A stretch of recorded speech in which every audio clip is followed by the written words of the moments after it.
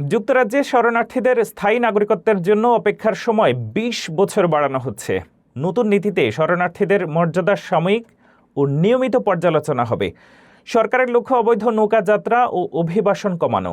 তবে labour party ও refugee council নীতিকে কঠোর ও বিতর্কিত বলে মনে করছে। যুক্তরাজ্যে শরণার্থীদের স্থায়ী নাগরিকত্ব পাওয়ার প্রক্রিয়া নিয়ে বড় পরিবর্তন আনা হচ্ছে। ব্রিটিশ স্বরাষ্ট্রমন্ত্রী শাবানা মাহমুদের নতুন প্রস্তাব অনুযায়ী আশ্রয়প্রাপ্ত শরণার্থীদের দেশে স্থায়ীভাবে বসতি স্থাপনের জন্য ২০ বছর অপেক্ষা করতে হবে। বর্তমানে শরণার্থী মর্যাদা ৫ বছরের জন্য দেয়া হয়। এরপর তারা স্থায়ী বসবাসের জন্য আবেদন করতে পারেন। নতুন নীতিতে এই প্রাথমিক মেয়াদ কমিয়ে ২.৫ বছর করা হচ্ছে।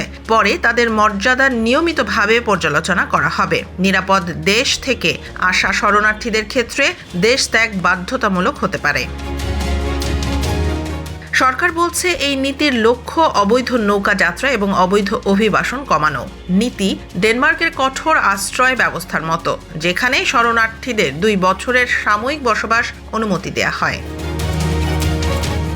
তবে লেবার পার্টি ও রিফিউজি কাউন্সিল এই পরিকল্পনাকে কঠোর ও বিতর্কিত হিসেবে দেখছে। বিশেষ করে যুদ্ধ, নির্যাতন বা পারিবারিক হত্যার শিকারদের জন্য এটি উদ্বেগের কারণ হতে পারে। সরকার বলছে এটি দেশের নিরাপত্তা ও নিয়ন্ত্রিত অভিবাসন নিশ্চিত করার একটি পদক্ষেপ।